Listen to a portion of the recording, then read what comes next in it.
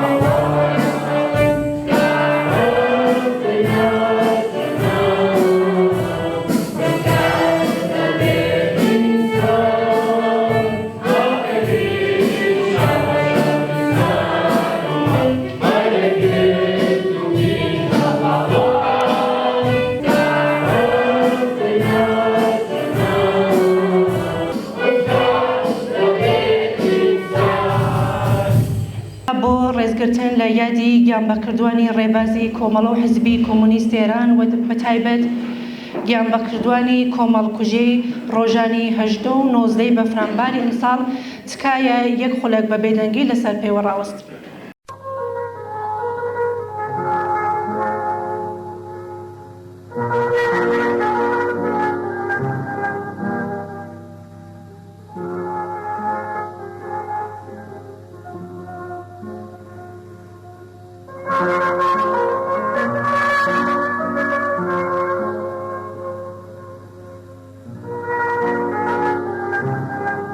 هەلکی داری شادی گشتین ئێوە هەرگیز نامرن، نامرێ ئاگر هەواڵان ئێوە کڵپەی ئاگرن. ئێستا سەرنجتان بۆ وتەی هاوڕێ ئەدیب وەتەندووز ئەندامی کۆمیتەی ناوەندی کۆمەڵە ڕادەکێشم. با بفەرمون. ئامادەبووانی بەڕێز، هاوڕێیانی خۆشەویست، بەخێر بێن بۆ ڕێوڕەسمی 56 ساڵەیی پێکهاتن و 47 ساڵەیی ئاشکرابوونی تێکۆشانی کۆمەڵە. بابەت لە هەر شێشتا و لە سەرەتاوە بە ئیجازەی ئێوە سپاسی بێ ئەوپەڕی خۆمان بۆ کۆمەڵانی خەڵکی کوردستان پێشکەش بکەین کە بە درێژایی ئەو ساڵانە لە پشتیوانی کۆمەڵە هیچ کات درێغیان نەکردووە و هەمیشە و بە هەموو جۆرێک پشتیوان و پشت و پەنای کۆمەڵە بوون. ڕێز بگرین لە یادی گیانبەختکردوانی ڕێبازی کۆمەڵە و حیزبی کۆمۆنیستی ئێران کە بە گیانبازی خۆیان ڕێگای خەباتی ئێمەیان بەردەوامبوونی خەباتی ئێمەیان ڕۆشن کردوێتەوە. چه ئەوانەی کە لە هێزی پێشمەرگەی کۆمەڵە و چه ئەوانەی کە لە بەندیخانەکانی کۆماری ئیسلامیە گیانیان بەخت کردووە، وەک ئەستێرەیەکی درەوشاوە ڕێگای بەرەو پێشچوونی ئێمەیان ڕۆشن کردوێتەوە. سەری ڕێز دانەوێنین بۆ بنەماڵە ئازیزەکانیان کە بە سەبووری خۆیان دەرس و وانەی خۆڕاگریان بە ئێمە داوە.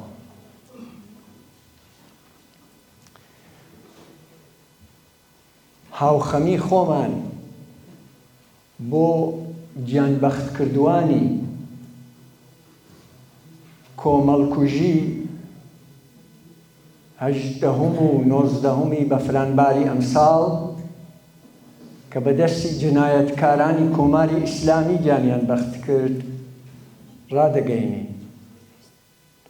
هەزاران هەزار ئینسانی مافخواز بە درندانەترین شێوە گیانیان بەخت کرد. درو دەنێرین بۆ زیندانیانی سیاسی خۆڕاگر کە هەر ئێستا لە سیاچاڵەکانی کۆماری ئیسلامیە ئەسیرن و لەسەر ڕێباز و ئامانجەکانی خۆیان بەردەوامن. ڕێز دەگرین لە خەباتی هەزاران تێکۆشەری ڕێبازی کۆمەڵە چ لە ناوەوە چ لە دەرەوەی وڵات کە گەنجەتی و لاویەتی خۆیان لەم ڕێگایە تێپەڕ کرد. کەم نینەوە ئازیزانە کە ڕەنجی کەم ئەندامبوونی هەمیشەییان تەحەمل کردووە. درود دەنێرین بۆ یادی هاوڕێی عازیز ڕابەر و دامەزرێنەر کاک حەمە حوسێنی کەریمی کە ڕۆژی کۆمەڵە ڕۆژی گیانبەختکردنیەتی. بەڕێزان،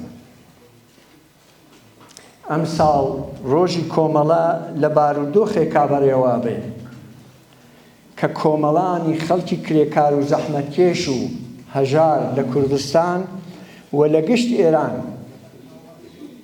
لە ڕووی ئابووری و بەڕێوە چوونەوە لە ئاستێکی وەها سەخت و دژواردان کە لە مێژووی 50 ساڵی ڕابردوودا وێنێ نەبوو. کۆماری ئیسلامی کە چەندین قەیرانی چارە هەڵنەگر بەرەوکی پێگرتووە، لەلایەکەوە باری ئابووری ئەو قەیرانانە بەسەر کۆمەڵانی خەڵکە ئاشکێنێتەوە و لەلایەکی ترەوە بۆ مانەوەی خۆی بەبێ پلان لە تاریکیدا پەلەکوتێ. ئەم ڕژیمە بەرامبەر بەم بارودۆخە پەنای بۆ تەنها یەک ڕێگا چارە بردووە، تەنیا یەک ڕێگا چارەی بۆ ماوەتەوە، ئەویش بەکارهێنانی زۆر و سەرکوتە کە بە درندانەترین و بێویژدانانەترین شێوە بەکاریهێنی. لەوەها بارودۆخێکایە کە تازەترین گەڕی دانوستانەکانی نێوان ئەمریکا و کۆماری ئیسلامی ئێران بەڕێوەچێت. بۆ فرەکەس ئەوە پرسیارە کە ئەمریکا و کۆماری ئیسلامی بەرەو سازان و ڕێککەوتن ئەچن یان شەڕێکی تر لە نێوانیانە لە ڕێدایە. ئەم پرسیارە دوو وەڵامی هەیە. یەکەمیان ئەگەری هەنگاونانە بەرەو شەڕ. لەم ئەگەرەدا ڕێبەری کۆماری ئیسلامی داواکاریەکانی ئەمریکا ڕەت دەکاتەوە و دانوستان شکست دەهێنێت. دەرەنجامی وها ئەگەرێک دەتوانێت پەرەسەندنی زیاتری گوشاری سیاسی و ئابووری و سەرنجام هێرشی نظامی ئەمریکا و ئیسرائیل بۆ سەر ئێران بێت.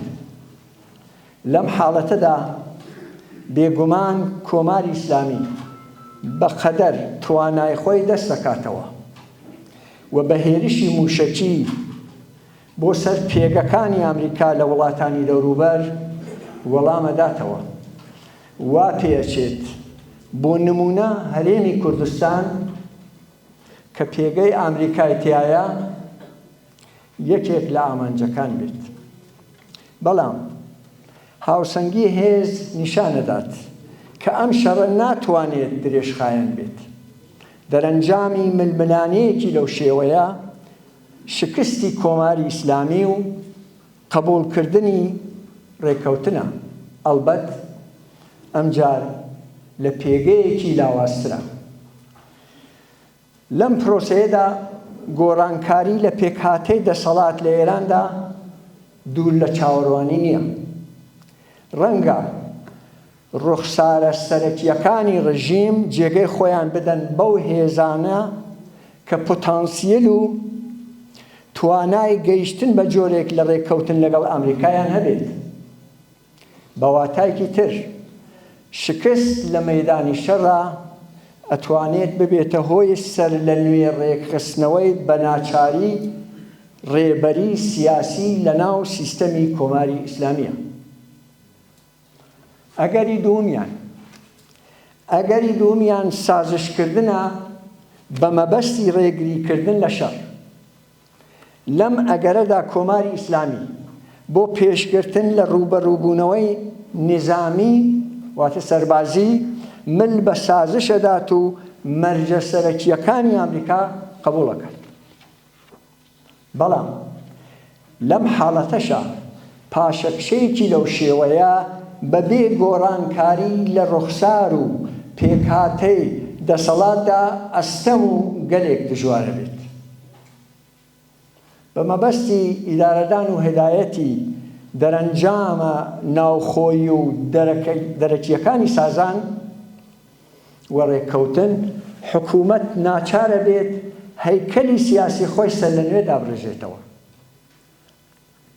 لەم حاڵەتەشە تەنانەت ئەگەر شەڕیش ڕوونەدات کۆماری ئیسلامی ئەبێ پاشەکشەی گرنگ و بەرچاو بکات، پاشەکشەیەک کە نیشانەی لاوازبوونی دەسەڵاتەکەی و کەمبوونەوەی توانای مانۆری سیاسی ئەبێت.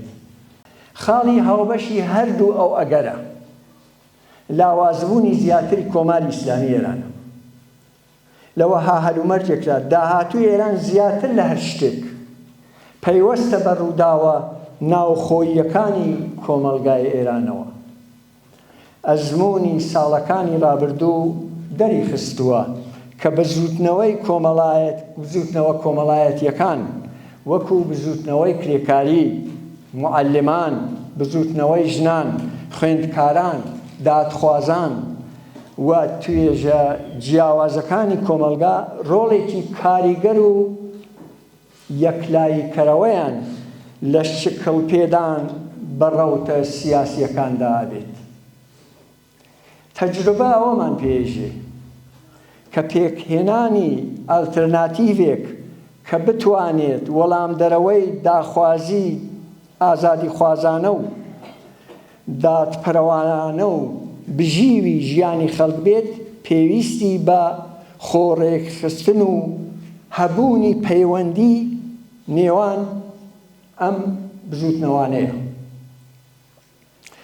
دروشمی نان، کار، ئازادی بە مانافراوان و هەمەلایەنەکەیەوە ئەتوانێت بەستێنی لە یەک نزیکبوونەوەی هێزە کۆمەڵایەتیەکان بێت. دروشمێک کە هەم داواکاریە ئابوووریەکان و هەم داواکاریە سیاسی و مەدەنیەکان لەخۆ بگرێت. داهاتووی کۆمەلگایەکی ئازاد ڕێکخرا و بە دوور لە خەمینان واتە مرەفە سەرچاوەکەی نەک لە ڕێککەوتنەکانی پشت درگا داخراوەکان و نە لە شەڕی وێران کەردا، بەڵکو لە توانای جەماوەر بۆ پێکهێنانی دامەزراوە سربەخۆکان و بەرەو پێشبردنی خەباتی مەدەنی و کۆمەڵایەتیدایە. بەڕێزان، لە کوردستانی ئەمڕۆمانە گەلێک فرسەت بەرەو ئاسۆیەکی ڕوون خولقاوە کە ئەگەر بە باشی کەڵکیان لێ وەرنەگیرێ مەترسیەکان کە ئەویش هەر بەو ڕادەیە واقعین و بوونیان هەیە ڕێگەمان پێگرن. دەرفەتەکان کۆمەڵایەتین، مێژووکردن بە ڕەنج و خەبات و وشیاری خەڵکی کوردستان خوڵقاون. دەرفەتەکان لە ڕاستیە تایبەتمەندیەکانی ئەمڕۆی کۆمەلگای ئێمەن. کۆمەلگای کوردستان وەک ژینگەی پەروەردەبوون و گەشەکردنی کۆمەڵە سێ تایبەتمەندی بنەڕەتی پێوە دیارە. یەکەم، کۆمەلگایەکی سیاسیە. دووەم، کوردستان کۆمەلگایەکی مەدەنیە. سێهەم، کۆمەلگایەکی وشیارە. با پێکەوە لە هەر یەک لەم چەمکانە بڕوانین.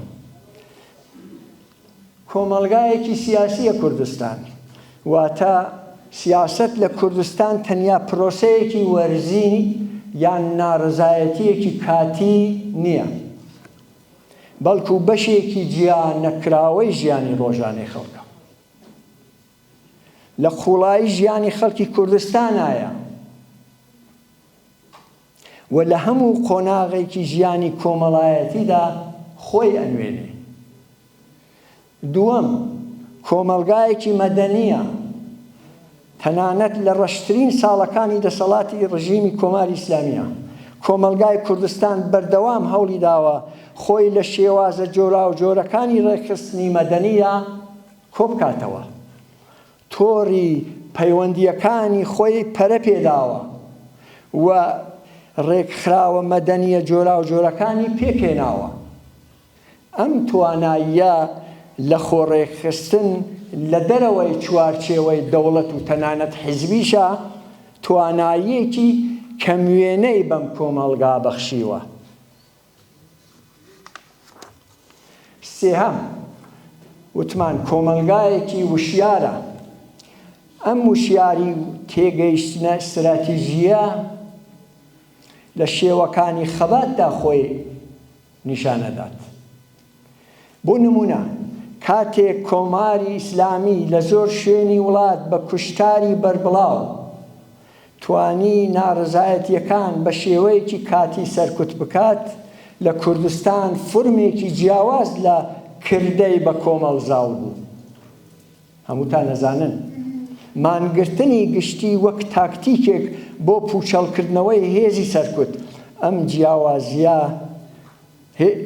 بۆ پوچەڵکردنەوەی هێزی سەرکوت، ئەم جیاوازیە لە توانای خەڵکی کورد لە خوێندنەوەی هاوسەنگی هێزەکان و هەڵبژاردنی تاکتیکی گونجاو سەرچاوە دەگرێت و نیشانەی وشیاریە لە ئاستێکی کۆمەڵایەتیە. شۆرشی ژن ژیان ئازادی کە گەورەترین دەستکەوتی بۆ سەرجەم ژنانی ئەو وڵاتە دەستەبەر کرد و پێگەی ژنی لە کۆمەلگای پیاو سالاردا و لە دژی ڕژیمێکی دژەژندا بە چەند قات بردەسەرەوە ڕیشەی لە وشیاری ئەو کۆمەلگایەدا. بەڵام با بچینە سەر مەترسیەکان. خۆ باسی مەترسیەکانیشمان کرد. مەترسی یەکەم چییە؟ هەموو جارێ وتومانە کۆمەلگای کوردستان کۆمەلگایەکی حیزبیە. بە حیزبیبوونی کۆمەلگا ئەگەرچی سەرمایەیەکی گرنگە بۆ بەرەنگاربوونەوە لەگەڵ دەوڵەتی سەرکوتگەر، بەڵام لە هەمان کاتدا هەڵگری کۆمەڵێک ئاڵۆزی ناوخۆیی تایبەت بەخۆیەتی لە هەلومەرجی داڕمان یان لاوازبوونی دەسەڵاتی ناوەندیدا هەمان فرەحیزبیە دەتوانێت ببێتە هۆی کێبڕکێی کۆنتڕۆڵ نەکرا و تەنانەت ململانەی توندوتیژی نێوان هێزە سیاسیەکان، بە تایبەت کاتێک چەک وەک سەرچاوەیەکی هێز لە کۆنتڕۆڵی کۆمەڵایەتی و دموکراتیک دەرچێت. مەترسی دووەم هەڵسوکەوتی کۆماری ئیسلامی بەرامبەر بە کوردستان لە چوارچێوەی لۆژیکی کلاسیکی ئەو وتە مەشهورە کە دەڵێ بە فارسیەکەی تەفرەقە بیەنداز و حکوومەت کۆن یا ناکۆکی و دووبەرەکی بنێرەوە و حکمڕانی بکە بکەوێتە کار. یعنی دەست بۆ ئەو پلان و ئەو پیلانگێڕیە بووات. حکوومەتی ناوەندی نەک تەنیا بەسەر کوتی ڕاستەوخۆ، بەڵکو لە ڕێگەی ئەندازیاریکردنی کەلێن و ناکۆکیە سیاسی و نەتەوەیی و حزبیەکان هەوڵ بدات کوردستان بە ئاراستەیەکدا بەرێت کە خۆی دەهێوێت دانوستاندنی جیاجیا لەگەڵ حیزب و لایەنەکان و پێدانی ئیمتیازاتێکی سنوودار و کاتی بەم یان بە ئەویان بەشێکن لەو ئستراتێژە. ئەم لۆژیکە تەنیا خۆی لەم کۆماری ئیسلامیەی ئێستادا نابینێتەوە، بەڵکو لە ئەگەری پێکهاتنی هەر حکوومەتێکی ناوەندگرای بەدیلیش دەتوانێت سەر لە نوێ بێتە ئاراوە. لەم ڕووەوە پرسی یەکگرتوویی کردداری هێزە کۆمەڵایەتی و سیاسیەکانی کوردستان بەشێکی دانەبراوەیە لە استراتێژیکی خاوەن ئاسۆیەکی ڕوو.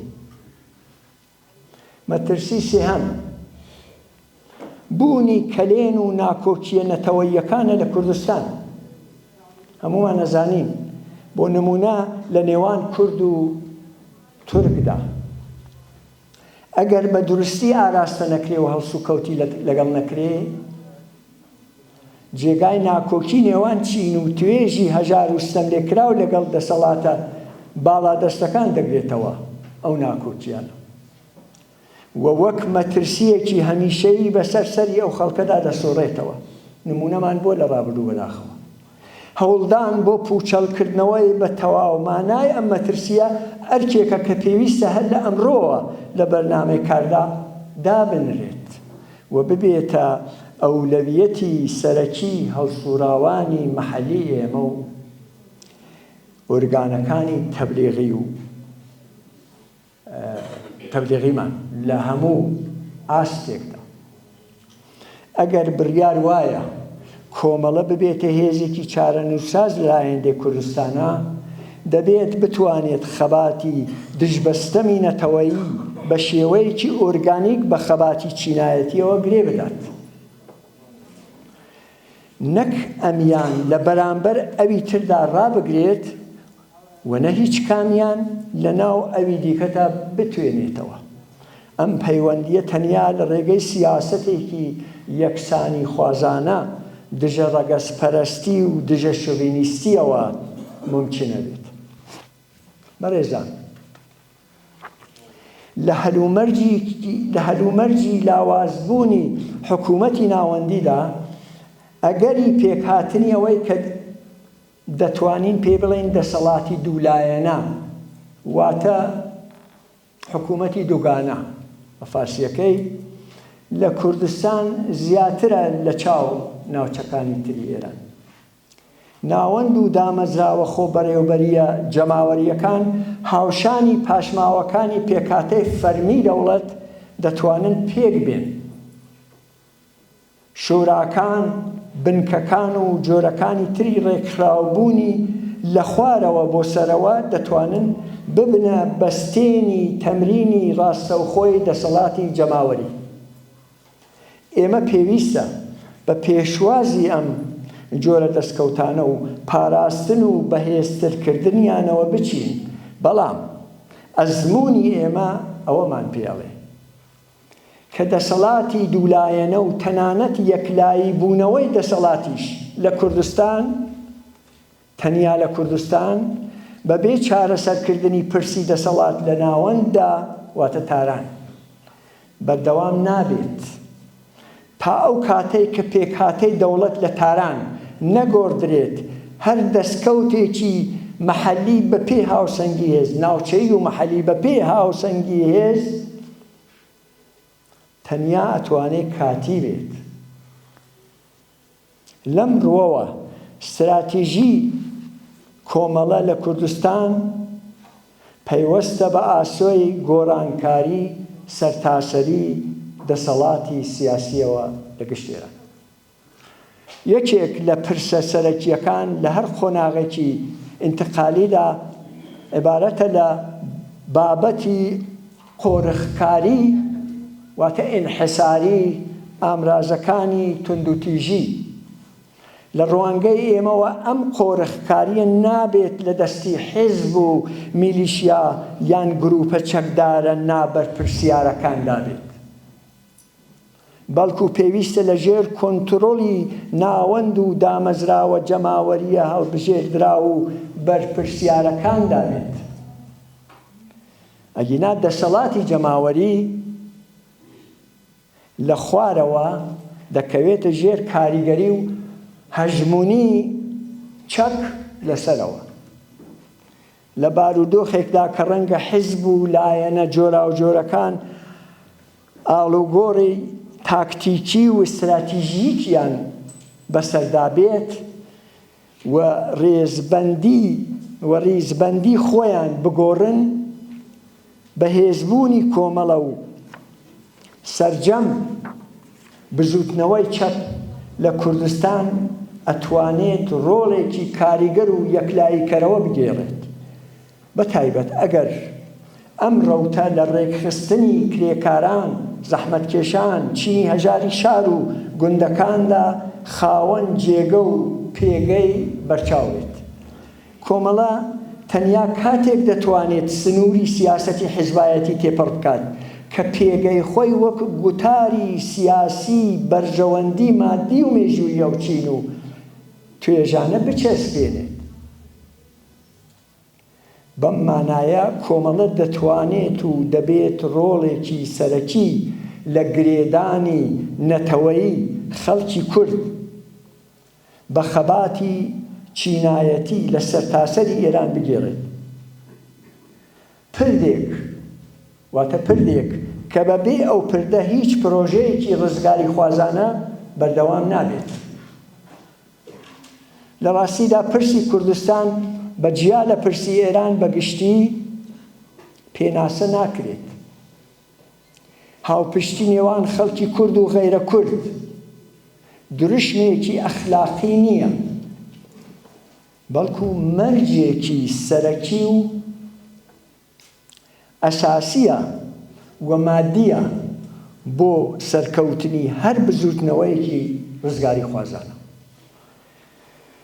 بەرگری چالاکانە لە مافی یەکسانی سەرجەم نەتەوەکان و هەموو چین و توێژە ژێردەستەکان تاکە ڕێگایە بۆ پوچەڵکردنەوەی ئەو سیاسەتە شیرینی و ناوەند گەرایانە و پاوەند خوازانە کە بەردەوام لە بۆسەدا. ڕووداوە سیاسیەکانی کوردستان لە ماوەی 47 ساڵی ڕابردوودا بەشێکی جیا نەکراوە لە ڕووداوە سیاسی و گرنگەکانی ئێران بووە. ئەزموونی ئەو ماوەیە پێمان ئەڵێ کە سەرڕاستترین و ئاسانترین ڕێگا بوو بە سەمەرگەیشتنی بزوتنەوەی شۆڕژگارانی کوردستان و گەیشتن بە ویست و خواستە نەتەوایەتی کۆمەڵایەتی و ئابوووریەکانی خەڵکی کوردستان هاوخەباتیە لەگەڵ کرێکاران و سەملێکراوانی ئێران و ناوچەکە. ئەزموونی بەشەکانی دیکەی کوردستانیش لە ساڵانی ڕابردوودا ئەم ڕاستیەمان پێ دەڵێت و جەخت لەسەر ئەم ڕاستیە کاتەوە کە چارەنووسی دەسەڵاتی سیاسی هەر وڵاتێک کە خەڵکی کوردی تایە لە ناوەندی ئەو وڵاتە دیاری دەکرێت، نا لەلایەن زلهێزە ئیمپریالیستەکان و دژمنانی خەڵکی کورد لە شوێنەکانی تر کە بە شوێن بەرژەوەندی خۆیانەوە. ئەم لێکدانەوەیە بەو مانایەیە کە خەباتی خەڵکی کوردستان بە هیچ جۆرێک نابێت لە خەباتی خەڵکی ئازادیخوازی ئێران و لە بەرەی چەپ و کرێکاری و شۆڕژگێڕی ئەو خەباتە داببردرێت. بەڕێزان، کۆمەڵە هەر ئەو هێزە کۆمونیست و شۆڕژگێڕەی جارانە کە لە خاڵە وەرچەرخانە مێژوویەکانە تاقیب کراوەتەوە و ئێوە دیوتانە و شاهیدی بوو. هەڵوێستەکانی لە خۆناغە هەستیارەکاندا متمانەی جەماوەری بەدەستێناوە. نمونونەکانی کەم نین و لە بیرمان نەچوەتەوە. لە داهاتووشدا دیسانیش بەرەو مەرحەلەگەلێکی وا ئەڕۆین، دیسانیش لە خۆناغگەلێکی وا لەگەڵ خۆناغگەلێکی وا بەرەو ڕوو دەبین. بەڵام کۆمەڵە بەو پێشینە و ئەقڵ و تەجروبە و زانستەی کە بەدەستی هێناوە دڵنیاین کە دەتوانێت سەربەرز و سەرکەوتوو بێتە دەرێ.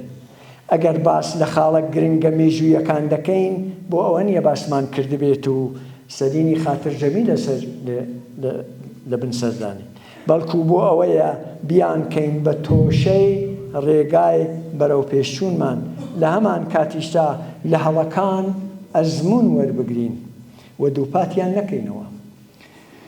ئەم ڕوانگە ڕەخنەگرانەیە بۆ مێژووی خۆمان خۆی لە خۆیدا بەشێکە لە وشیاری و پێگەیشتنی ئەو کۆمەلگایەی کە کاری تێداکە.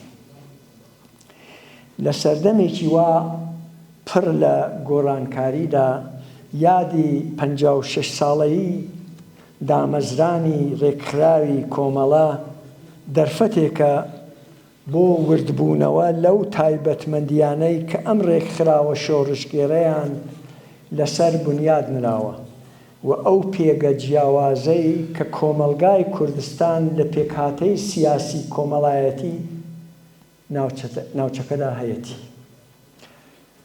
بژی یادی 56 ساڵەی دامەزرانی کۆمەڵە سەرکەوتوو بێت خەباتی ڕزگاری خوازانەی کۆمەڵانی خەڵک لە هەموو ئێران سەرکەوتن بۆ بژوتنەوەی شۆڕژگێڕانەی خەڵکی کوردستان. سپاس بۆ ئێوەش کە بە حوسەلەوە بێتان لەو قسانە کرد. سپاس بۆ هاوڕێ ئەدیب بۆ وتارە گرنگەکەی. ئێستاش پەیامێکمان پێگەیشتووە بۆمبوونەوە لەلایەن حزبی شیوعی کوردستان. بۆ سازمانی کوردستانی حزبی کۆمۆنیستی ئێران کۆمەڵە بابەت بروسکەی پیرۆزبایی. بە بۆنەی ڕۆژی کۆمەڵە لە ناخی دڵمانەوە پیرۆزبایی گەرم لە سەرکردایەتی و سەرجەم ئەندامان و پێشمەرگە خۆڕاگر و گیانفداکانی کۆمەڵە دەکەین و دەستی کار و خەباتی پێبسانەوەتان دەگوژین و بە ئومیدەوە لە داهاتووی چەوساوەکان و گەلی کوردستان دەڕوانین. پشتبەست و بەهێزی لە بنەهاتووی چینی کرێکار و گەلێکی چەوساواک هەمیشە لە بەرگریکردندا بووە بۆ مافەکانی بە پێشڕەوایەتی کۆمەڵە لەم بۆنە مێژوویە و گرنگەدا کە وەرچەرخانی پێویستی دروست کرد لە خەباتی گەلەکەمان سڵاوی وەفا دەنێرین بۆ بنەماڵەی گیان بەکردوانی ڕێگای ئازادی و یەکسانی بۆ مرۆڤایەتی حزبی شیوعی کوردستان. هاوڕێیان ئێستاش پەخشانە شەعری بە بۆنەی 26 ڕێبەردان ڕۆژی کۆمەڵە لە نووسینی کەریم هەمانیتان پێشکەش دەکەین. 47 ساڵ سووربوون لەسەر بڕوا لە ڕێبەندانەوە ئاسوێ ڕزگاری. 26 ڕێبەندان تەنیا مێژوێک نییە لە ڕۆژمێردا، بەڵکو تەقینەوەی بورکانی بێدەنگی ساڵانێکی پڕ لە ئازار و لەدایکبوونی ئێرادەیەک بوو کە لە ناخی چەوساوەکان و کرێکارانی کوردستانەوە سەری هەڵدا. 47 ساڵ لەمەوبەر لە کاتی زریان و گۆڕانکاری گەورەکاندا سێبەرەکان ڕوینەوە و کۆمەڵە وەک ڕوتێکی ئەمڕۆیی چەپ و شۆڕژگەر بە هەڵگرتنی ئاڵایەکی سوور مژدەی سەردەمێکی نوێی بەگوێی چیا و شار و گوندەکانی کوردستاندا چەپان. لە تەمەنی ئەم 46 ساڵە پڕ لە شانازیەدا کۆمەڵە تەنیا هێزێکی چەکدار نەبوو، بەڵکو قوتابخانەیەک بوو بۆ فێرکردنی بیری یەکسانی. لەوێدا بوو کە بۆ یەکەم جار جیاوازی چینایەتەکان درزیان تێکەوت و شکۆ بۆ مرۆڤی کرێکار و زەحمەتکەش گەڕانەوە. ئێوە ڕێبوارانی ئەم ڕێبازە پیرۆزە بوون کە سەلمانتان ڕزگاری نەتەوەیی بەبێ دادپەری کۆمەڵایەتی و ڕزگاری ژنان دارستانێکی بێگەڵایە. سڵاو لەو ڕابردووە پڕ لە سەروەریە، سڵاو لەو ڕێبازەی کە بخوێنی ئازیزترین ڕۆڵەکانی ئەم نیشتمانە نەخشێنرا. لە گوندە دووردەستەکانەوە تا ناو جەرگەی شارەکان ناوی کۆمەڵە، بیر و باوەڕ و سیاسەت و تاکتیکەکانی کۆمەڵە، ئاوێتەی تێکۆشانی مەدەنی، ڕێکخستنی جەماوەری و ڕاوەستان لە بەرامبەر ستەم و سەروەری بوو. کۆمەڵە وەک ڕۆتێکی کۆمونیست و پێشکەوتنخواز بەردەوام سەنگەری پاراستنی کرامەتی مرۆڤ بوو، ڕێگەی نەداوە چرای هیوا لە دڵی کۆمەڵانی خەڵکی کرێکار و بێبەشاندا بکوژێتەوە. ئەمڕۆ کە پێدەنینە 47مین ساڵی ئەم مێژووە هێشتا ئەو دەنگە زیندووە. زایڵەی هاواری نان، کار، ئازادی و دەنگی حکوومەتی کرێکاری بەرزتر لە هەمیشە دەبیسترێت. ئەم یادە نوێکردنەوەی پەیمانە لەگەڵ هەموو ئەو ئامانجانەی کە کۆمەڵەیان کردە جێگای ئومیدی هەژاران. پیرۆز بێت 26 ڕێبەندان ساڵڕۆزی ئاشترابوونی ناسنامێکە بڕوای بە گۆڕانکاری ڕیشەیی و جیهانێکی باشتر هەیە.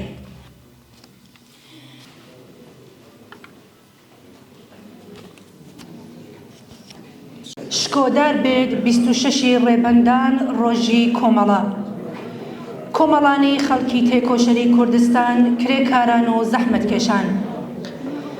کۆمەڵە لە 26 ڕێبەندانی ساڵی 57 هەتاوی خەباتی ئاشکرای خۆی ڕایگەیاند. ڕێکخراوێکی سیاسی کۆمونیست کە دوای نزیک بە 10 ساڵ خەباتی نهێنی شلگیرانە و سازماندرا و درێژەی بە تێکۆشانی خۆیدا و بەردی بناغەی دامەزراوەیەکی بنیاد ناکە بوو بە ڕەوتێکی ڕێنوێن و ڕێنیشاندەر و هێز و توانا و ورێکی نوێی ئاژین کردووە ناو جەستەی بزوتنەوەی شۆڕشگەڕانەی کوردستانەوە. لە دوای ئاشکراکردنی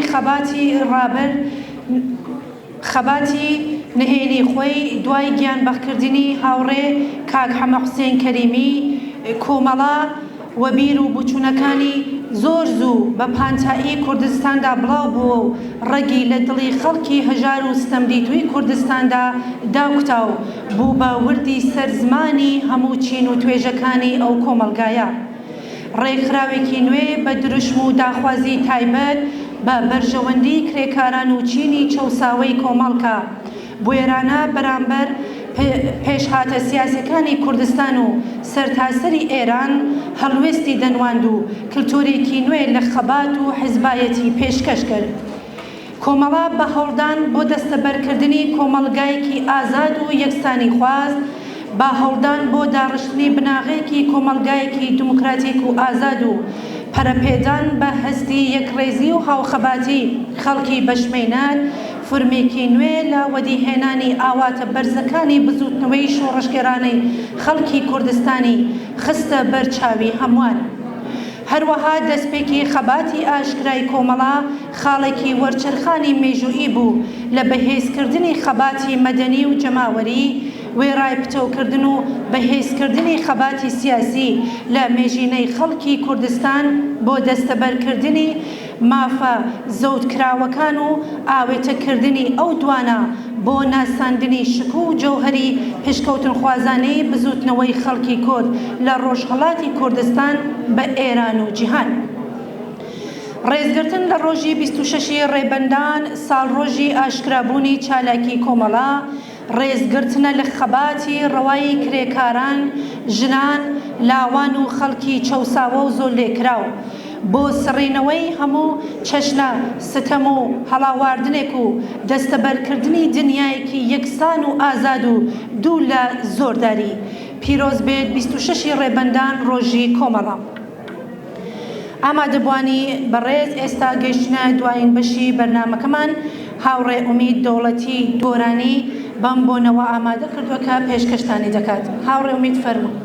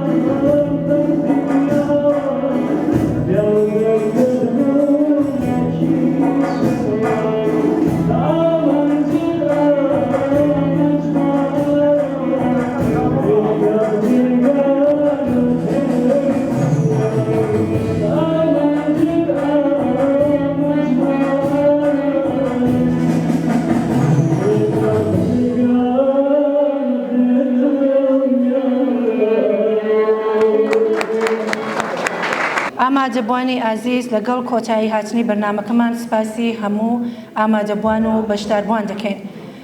با یادی گیانبەخکردن و هەمیشە لە دڵ و بیرمان بێت.